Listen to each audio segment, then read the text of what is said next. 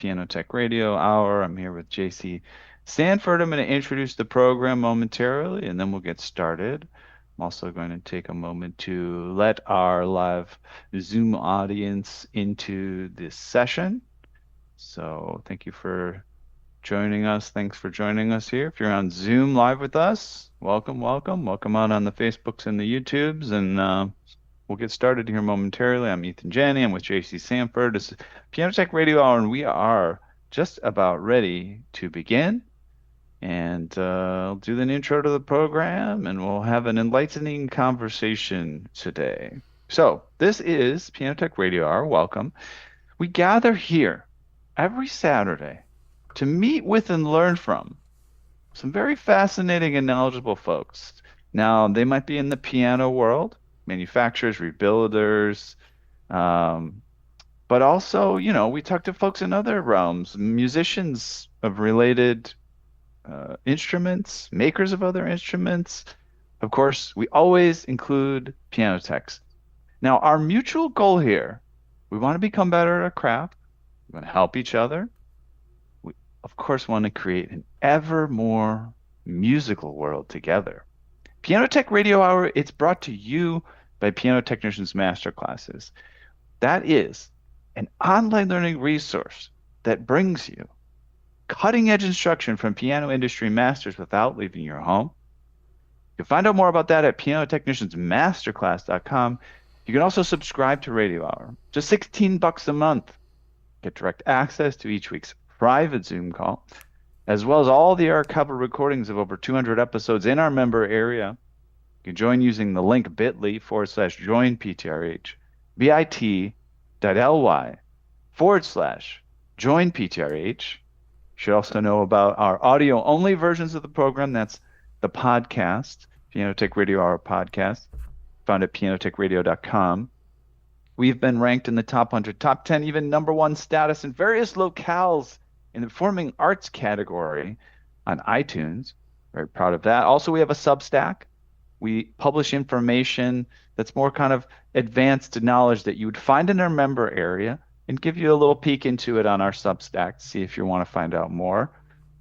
Could be about piano rebuilding, design of pianos, could again be about related content. We had one recently on jazz improvisation, which was highly regarded. So check out the private member area. Check out the Substack for a sneak peek.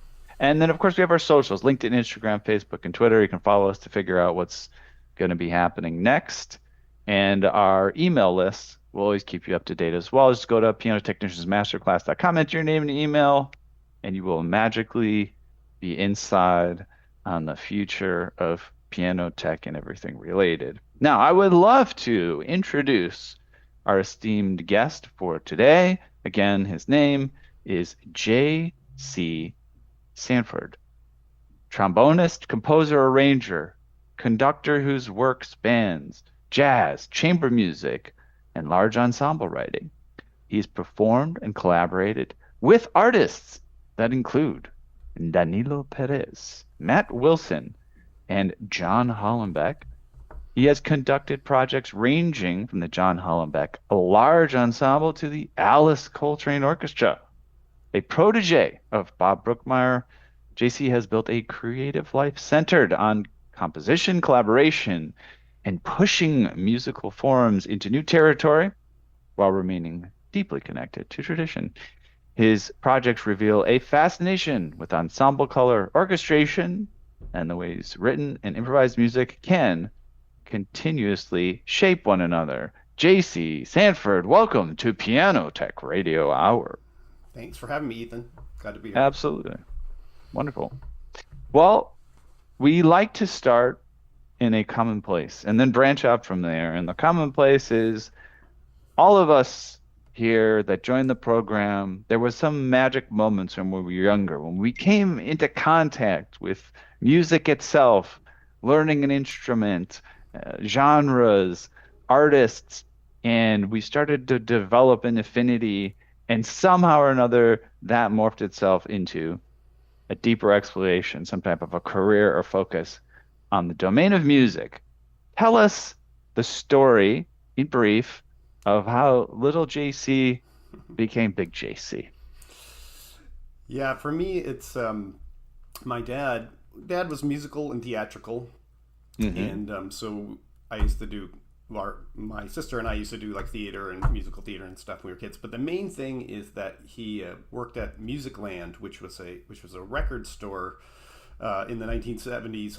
Actually, I forget when it actually went belly up, but that was maybe in the 90s or something. But it was around, and so I was a little kid in this little town in Minnesota, and he would bring home all kinds of records from his job, and so we listened to things that were in the 1970s. You can kind of think about some of all the great kind of music that was sort of happening in the 1970s, and you know he didn't care about genre. I certainly didn't care about genre as a little kid, so I started listening to all kinds of different things, including jazz, but classical, country, pop, disco.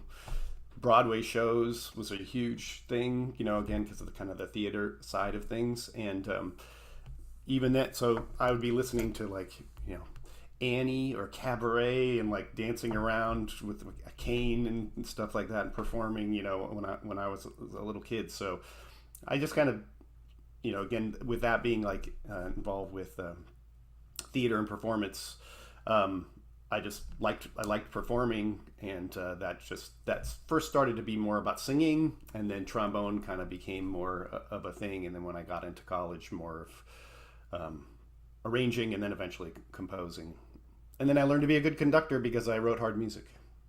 So it's sort of like I wanted my music to be played well. I had to be a decent conductor to be able to do that. So, Ah, I see how yeah, that evolved.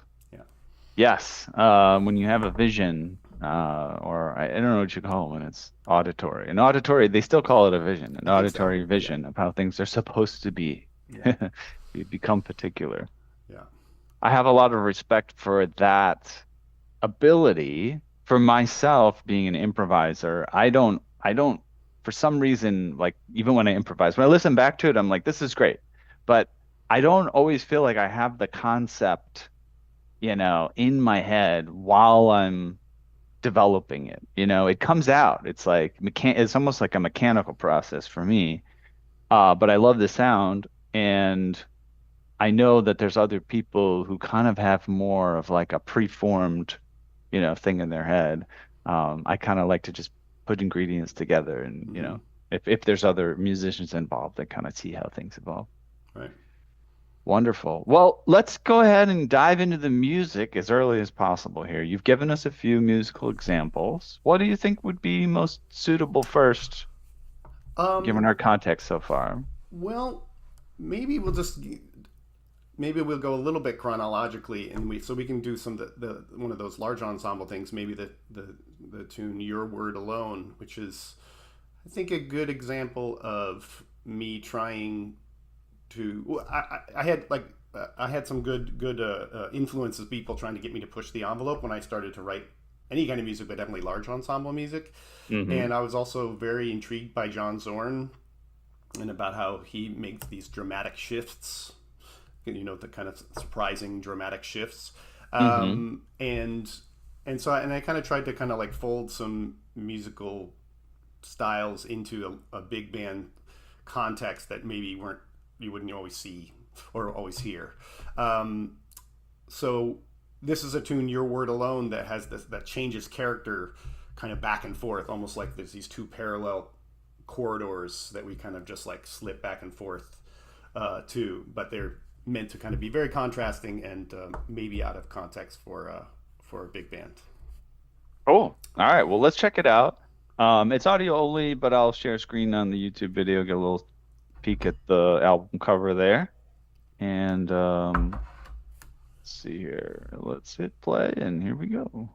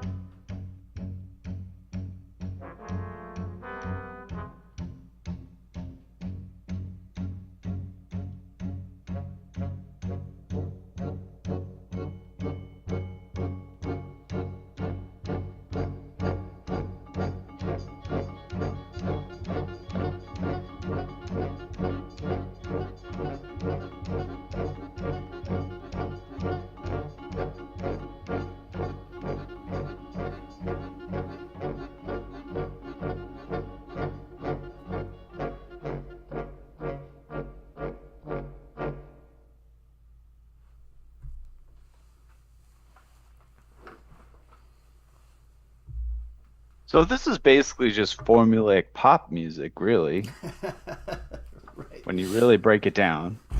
Yeah. Been done before. Right. I'm sorry, but if I'm honest, Yeah. you No, know, it's yeah. Yeah. I'll own it. Yeah. Yeah. yeah. But that's fine.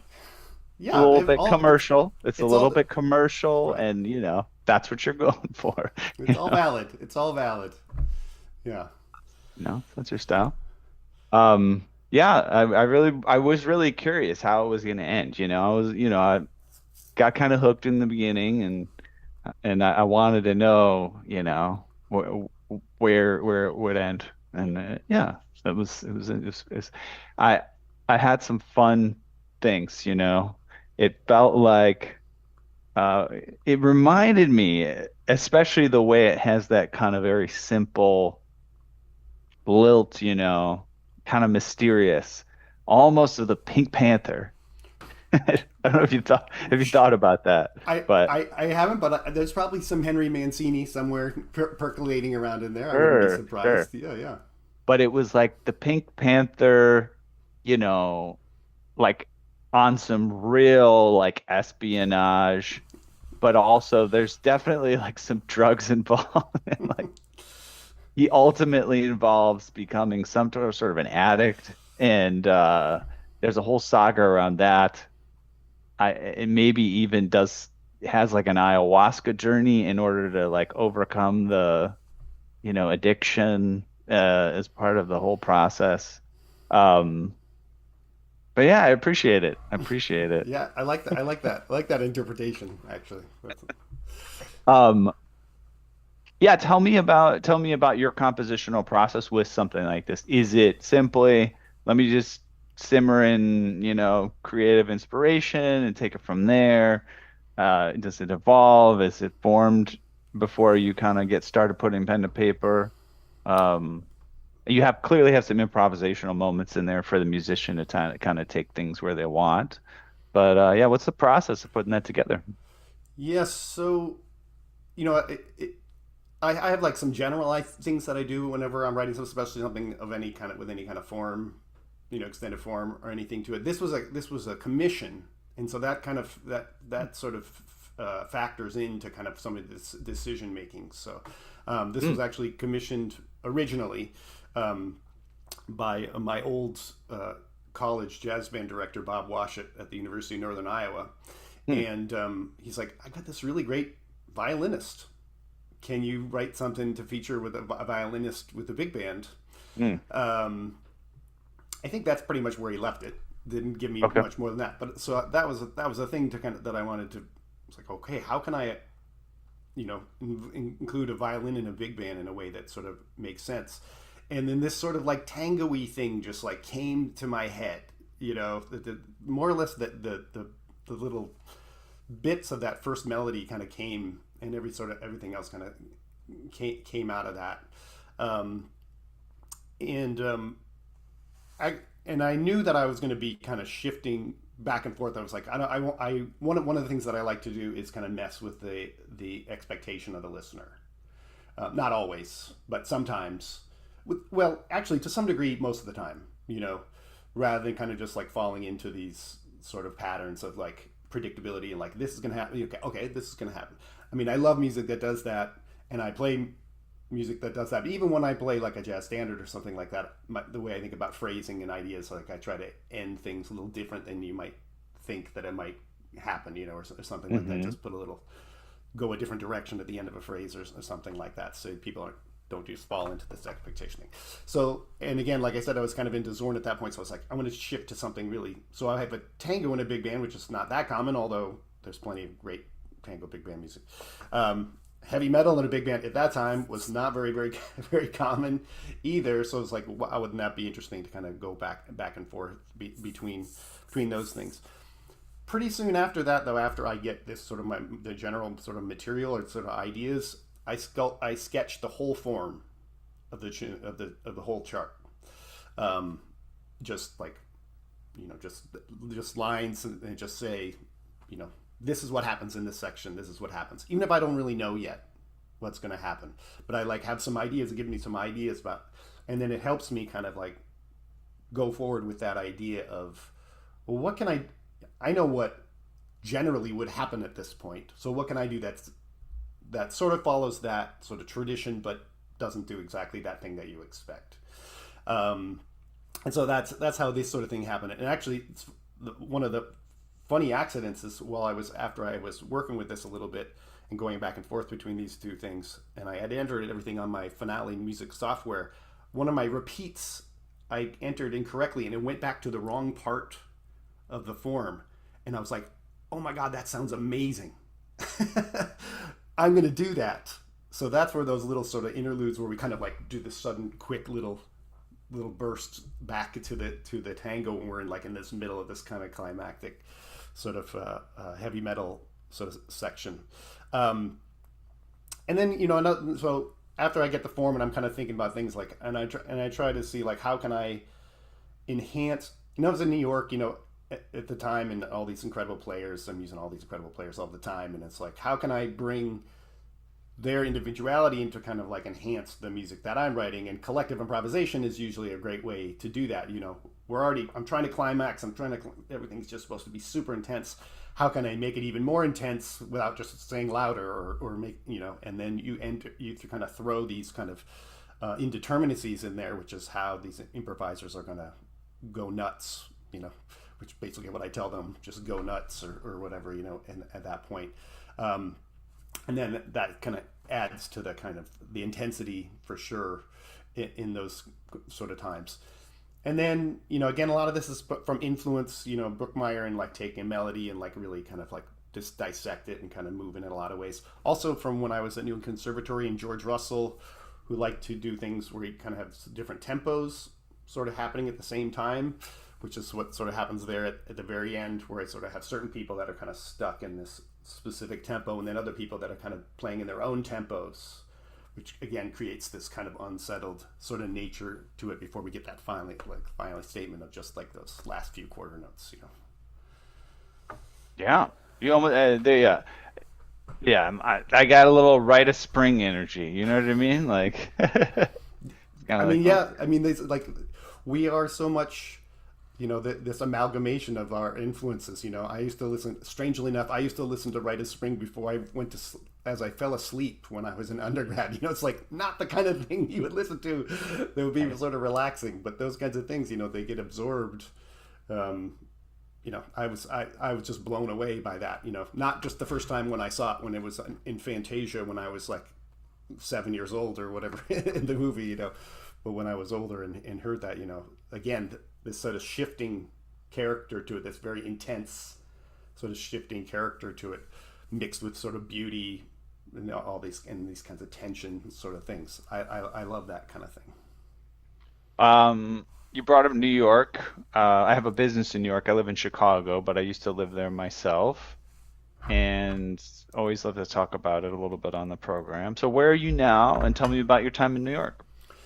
So I live in Minnesota. I live in this small town, Northfield, Minnesota, which is just about 45 minutes south of the Twin Cities. So I do a lot of my work and stuff in the Twin Cities, although I do plenty of things in this town too, which we can maybe get into a little bit later. I went to high school here, and so once my wife and I had a kid in New York, and there's just enough things that were sort of the writing on the wall. Sort of, we can't really survive here anymore. Your kids saw the threshold number of naked homeless people on the subway or something. Yeah, no, even that was like, yeah, I think all that stuff was just like, it's just so hard, and I had enough things. I always had like plenty of cool things and great opportunities, but not enough to kind of like make it so that we could really survive in any sort of like less than totally frantic month to month sort of way, Sure. And we had a good living situation for a while, and then they sold the building. We had to move in this terrible situation, and it was just like our rent went up $500 a month, and it was just like, and then we were like, this is going to be a cycle that we had settled into kind of like relatively like, yes, it's hard, but we're cool.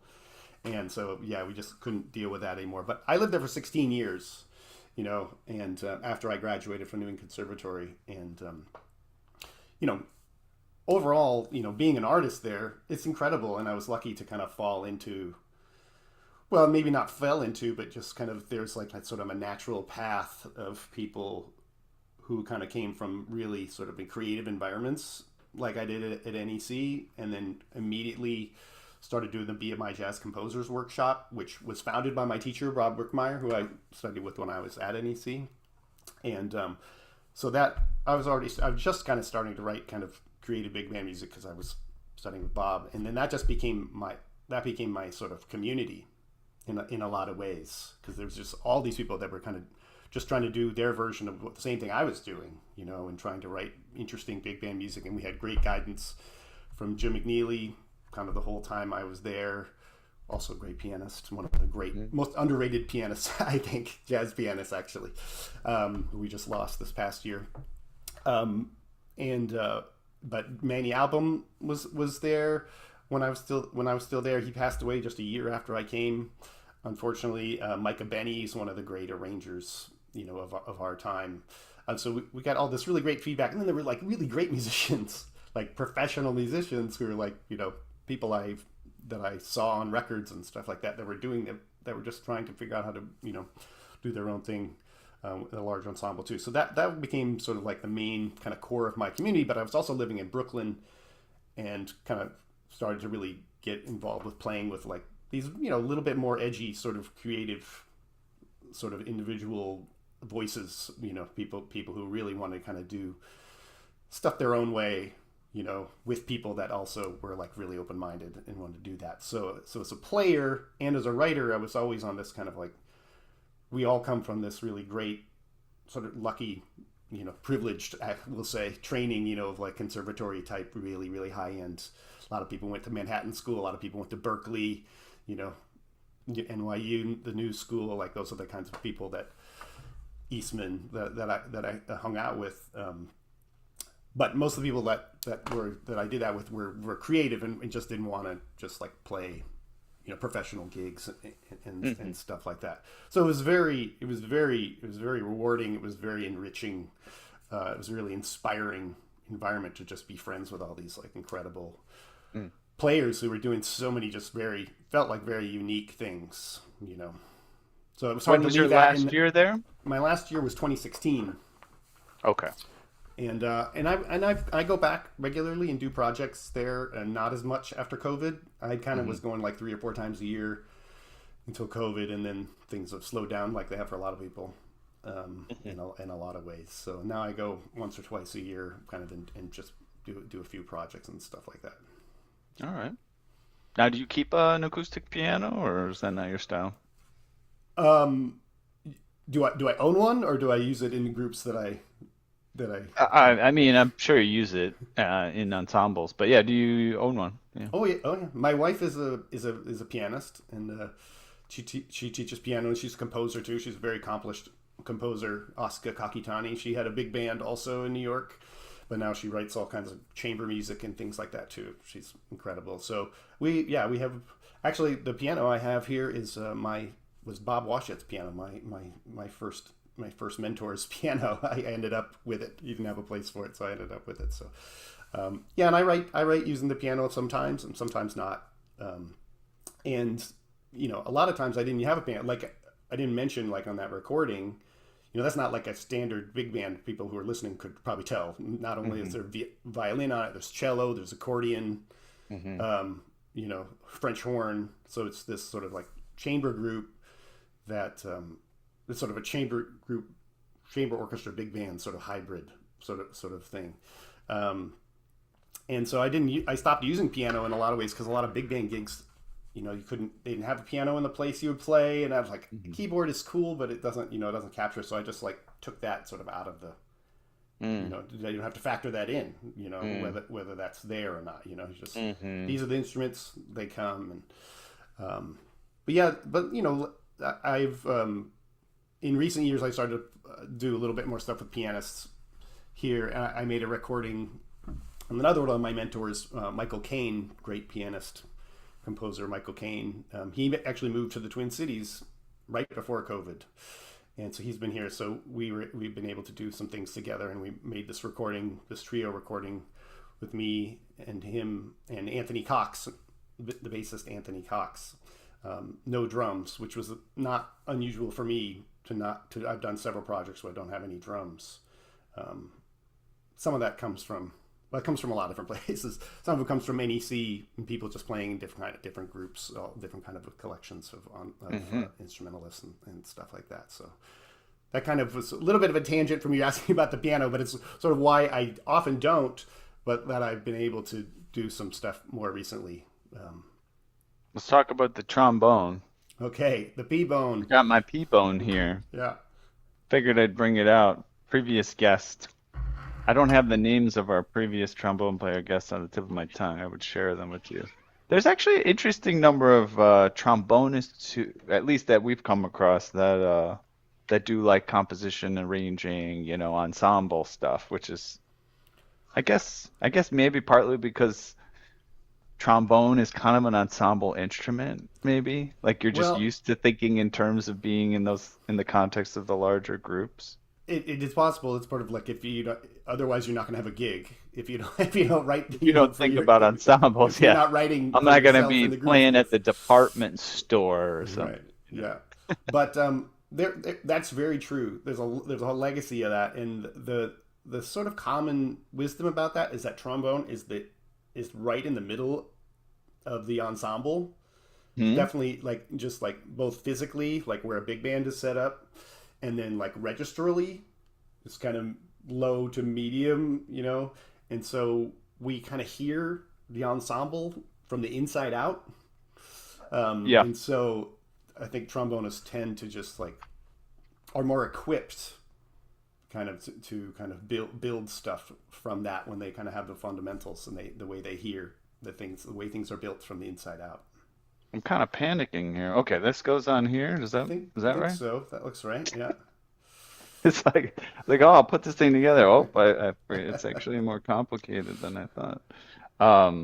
I got this from my son, as I told you. Does that look Yeah. right? Could be. Depends on where how the slide. Yeah, that should This be. little thing That's the seems right. to fit right in there, Okay. so that's good. And then this goes on here. Yeah. I think, yeah. Uh, That's probably upside down because Upside down. the water key is on the Okay. tip there. Should be on the Okay. bottom. Okay. All Yes. right. Let's do that. Can tell we only got this thing out a handful of times. Oh yeah, then this thing will locks it Yeah. together. Okay. And I'm curious. I put on the original sound for musicians. I don't know if this is gonna. If you guys can even hear it.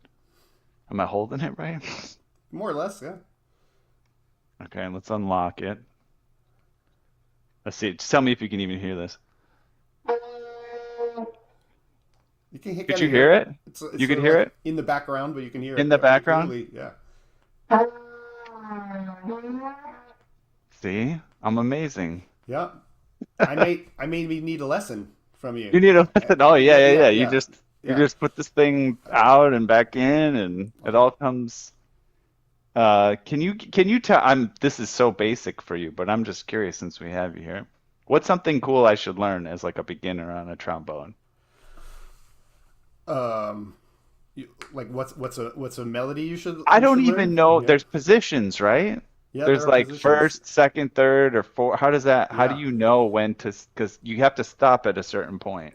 It How is. many different stopping points are there along the lines of this thing? It's one of the big mysteries of that instrument. Oh, really? There's seven positions, Wow. but it depends on what register you're in. They're not necessarily in the same place. Holy cow. Wow. So, and then you've got a small instrument, so seventh position is basically almost all the way out. Almost all the way out. Yeah, Okay. the seventh position. And so trombonists generally don't like that one because Okay. it's hard to manipulate, it's hard to control, it's hard to get out Right. You there. just got to use your fingers or something. Yeah. Yep, you kind of have to extend your hand for most people. Now they developed a trombone years ago that has an F attachment and another set of tubing, so you can hit the trigger and then you don't have to go out as far. Okay. Also, usually it's easier to play lower. Um, a lot of bass trombones have two triggers, so you're basically changing the key of the instrument by changing Okay. the length of the tubing. So All right. they don't This have doesn't that on have for a those. P bone. No, they don't really. No. I don't know if they. I'm not sure they're developing that technology Okay. for the P bone. Yeah. Now, can I just ask, so we're piano tuners, so we know a lot about harmonics, which we call partials. which I'm sure which are part of understanding the trombone. So let's Yes. find maybe an intersection point here, and then we can move on to more talking about you. But I'm just finding this fun. No, good. So when I go to each position, I'm assuming there's almost like what we would call like a partial series that I can run through, right? So Yep. it goes, octave, then octave and a fifth, and then like two octaves, and then up a major third from that, right? And then the fifth and the dominant seventh, right? Yep. And then the octave again, and then you've got a whole step, and then maybe you've got the augmented fourth next. Is that Yeah, how I it goes mean, up? yeah, now you're getting into a range that a lot of people You don't can't even play in. can't Yeah. go that. I mean, really great players can start to venture up into that register. But yeah, above that high B flat, which is a B flat four on piano, Uh-huh. basically. Once you start to get up there, like the average player doesn't tend to spend a lot of time up there Okay. after past that.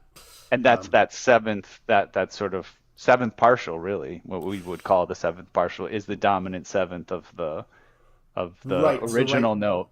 right. Yeah. So first position is that instrument. It's a strange thing, but that instrument is in B flat. So the Okay. first Okay. position all the way in is B Oh, flat. okay. We Okay, got it. read in concert pitch. It's really strange. So I Oh, mean, it's not strange for us because that's why we learn how to do it. The okay. trumpet is Interesting. basically an octave up, but B flat trumpet reads, transposes. You Right, know, right, right. so it's an interesting thing Hmm. for why that is. But yeah, the fundamentals actually is the pedal. We call that the pedal pitch, the pedal B flat, Mm-hmm. and a lot of Hmm. people, like young players, have a hard time playing that pitch. Just So yeah. it's like the most basic, the core of the harmonic series. A Hmm. lot of people, when you're learning, you can't even play that, because you have to Right. really It's be just able to. too like low and you got to really know how to manage it, the Yep, airspeed, right? yep, yep, All right. I'm gonna probably move on real just so we can talk more about you. But in terms of the seven positions, I'm assuming they all have their own sort of pedal tone or fundamental pitch, whatever you want to call it. yep. Are those like a major scale, or what are those seven? Like, do they go up kind of chromatically or by whole step, or what do So they it's end the up opposite. being? So it's the opposite because if you think about it, when you're putting the Right. slide out, It's you're just a lengthening the low. tube, so it's Yeah. getting lower, right? So Okay. first position all the way in is B flat, and so second position is A, Okay. and you're going down chromatically. So every position is going down chromatically. So seventh position is E, Okay. right? All the way out is E.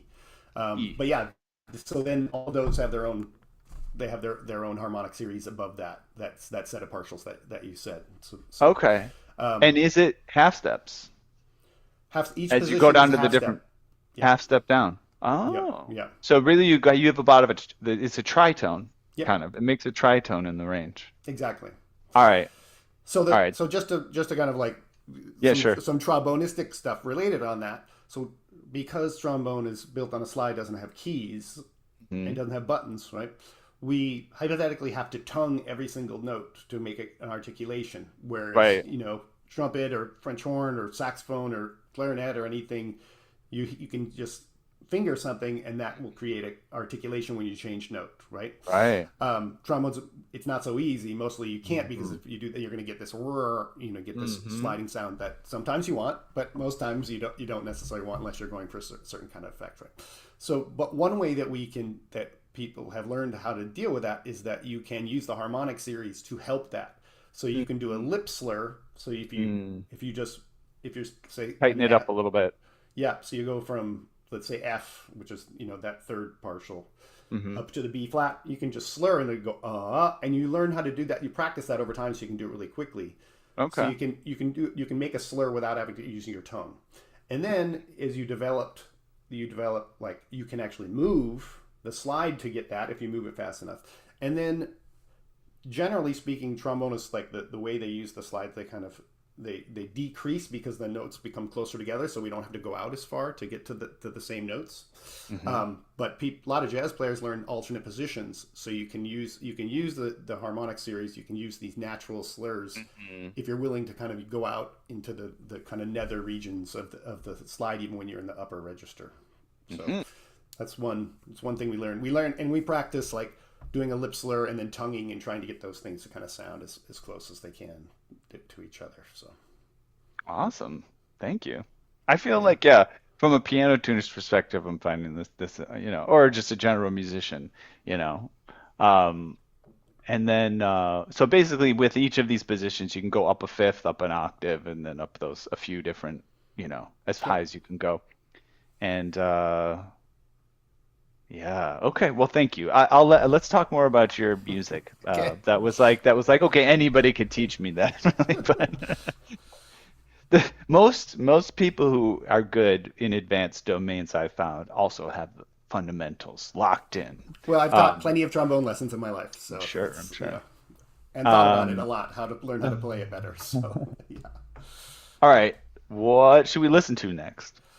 Well, maybe we can listen to something from what I was just talking about. Yeah. This is a live version of this group New Pass that I recorded with Michael Caine and Anthony Cox. But I did. This is when I went back to New York to do a CD release show a couple of years ago, and so I hired a couple guys from there. Bassist John Abair, who I've known for years, and we've done things off and on over the years, and then a great pianist that I just met maybe just a few months before that, actually, Santiago Liebsen, who's an incredible piano player, and yeah, so this is kind of one of these sort of things where, again, no drums. It's sort of more of a chamber music approach to jazz. You know, pretty early on when I really started to think of myself as an artist, I just kind of like didn't like to think, this is jazz and this is classical or this is some, I just kind of liked to blur all these edges of things, as much as I could. And so that this group is kind of a lot about that. It's a chamber group, but we play kind of jazz-ish things, but it's, not all of it is definitely is that sort of thing. And then there's this great legacy of small groups that don't have drums. That Jimmy Giuffre comes to mind, and great duos. I was the duo record with Bob Brookmeyer and Jim Hall was just like one of like the peak sort of great representations of kind of these smaller groups that don't. So I was very inspired about that kind of stuff. So I actually have this video of when we recorded it in Shoals Street Studio, which is a great little performance space in Williamsburg, in Brooklyn. And it's sort of a ballad, but it's the whole thing's rubato, which is another thing that I really learned to really embrace, playing things out of specific time, and just like finding our way through it together. Really, Paul Motion Trio was one of the first groups I really heard people to do that, like over standards and forms that have chord changes to them and stuff like that. And somehow they just like, I was just so amazed they could kind of do that together without something like steady happening. So anyway, this is a piece that I wrote actually about the loss of my dog, but much years after I actually lost her. So it's called "Some Moments Are Eternal."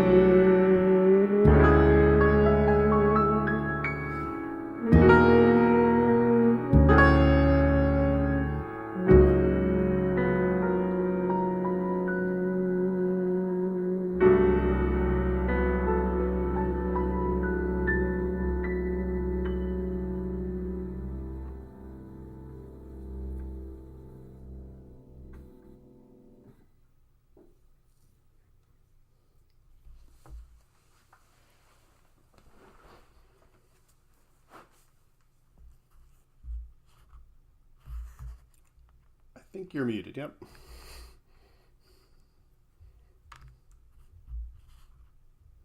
Hello? There you are. Okay, good.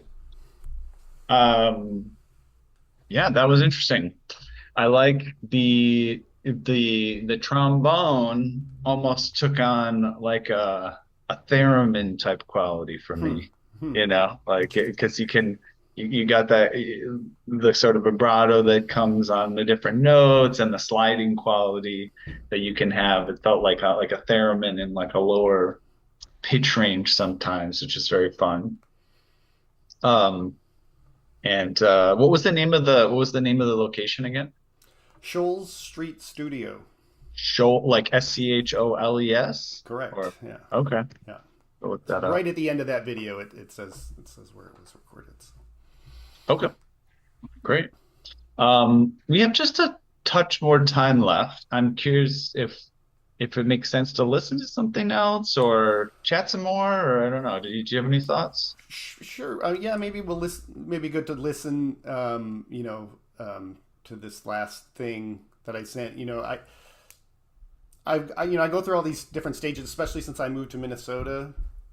Trying to kind of find what my voice is when I'm in this kind of different environment and I'm not, surrounded by these people in Brooklyn and stuff. And then COVID came and kind of changed a lot of things, but we got one of the really beautiful things about living in Minnesota is there's a ton of funding for the arts in places that there's nowhere else in the U.S. gives as much funding to the arts. Actually, in the state constitution, voters chose that a percentage of their taxes goes to fund the arts. Hmm. So I managed to get a bunch of grants since I moved here. Both my wife and I have. And so I've made a bunch of recordings, different kinds. And coming out of COVID, I made 2 standards recordings, just standards, playing, more or less pretty straight ahead. Made that recording with Michael and Anthony. And the most recent thing I started doing is, again, trying to kind of explore these different things. I started to play with guitar effects in recent years, kind of running my horn through guitar effects, which is not novel. Robin Eubanks was like doing this in like the 80s and stuff. It's not like crazy. But it was interesting how it kind of like, kind of changed the way I play on things, which I thought was really cool.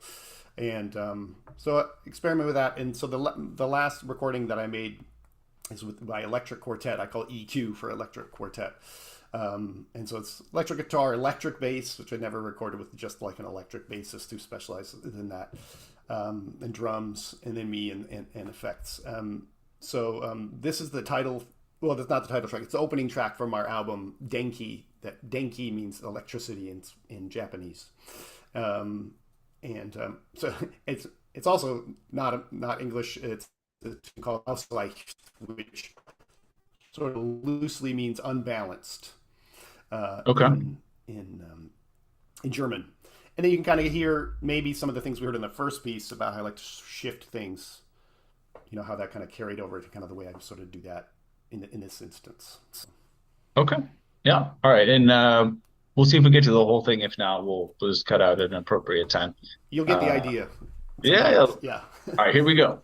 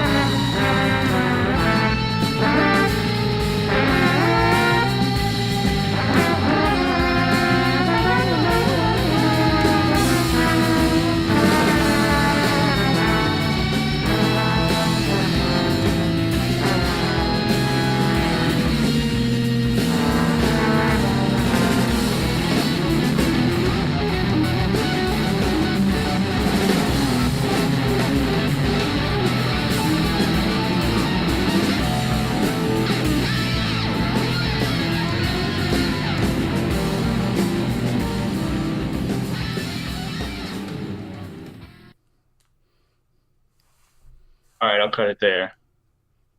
Nicely done. Uh, yeah, that's some cool stuff. Yeah. Now, I hear multiple trombones at the same time. Was that just you being doubled or something? Yeah. Yeah, so I use it's a harmonizer. Okay. So Yeah. much of that is just there's a fourth above what I'm doing. Okay. Later on in the tune, I add another fourth, and so I've got all these two sets of parallel fourths like Okay. going all at once. So, and then Cool. there's other kinds of like kind of like effects, sort of sounds like all the reverb and like chorus and these kinds of different things that sort of alter the sound, and that wouldn't happen otherwise. Thank you for sharing. Unfortunately, we do have to wrap up soon, but it's been fascinating to explore your musical world. And I want to give you a moment to kind of share, your final thoughts. If you have any, words of wisdom or links or promotions or whatever you feel appropriate, the floor is yours, and we'll log off.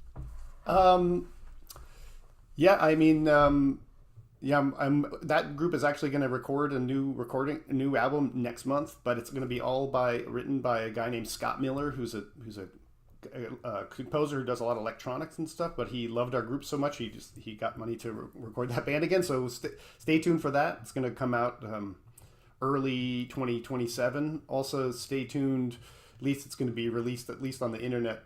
This concert I did with the great pianist Danilo Pérez back in November with the North German Radio Big Band. It was going to be on TV over there. I'm not sure it happened, but they're going to release that sort of thing, and hopefully we're going to be doing more stuff with them together too. So, All right. Thank you so much. All right. We have reached the end of another musical journey here at Piano Tech Radio Hour. Thank you very much to JC Sanford as well as our live audience today for joining us. As always, we're brought to you by Piano Technicians Masterclasses, cutting edge instruction for piano industry masters without leaving your home. If you joined us today by signing up for the session independently and make your life more convenient, subscribe to Piano Tech Radio Hours, $16 a month. You'll get the recording of today's session in our member area, as well as automatic registration for each week's new session. Sign up at bit.ly/join PTRH. That's bit.ly/join PTRH. Don't forget about the podcast, audio only versions, the Substack blog, the socials, LinkedIn, Instagram, Facebook, and Twitter, and of course our email list. Just your name and email, and you'll stay up to date on everything that's going on. We'll say goodbye for now, JC. I'll see you back on the Zoom link in a moment, and we'll do a quick wrap up. All right, everyone, enjoy your holiday weekend. Thanks for taking the time to be with us, and we'll see you again.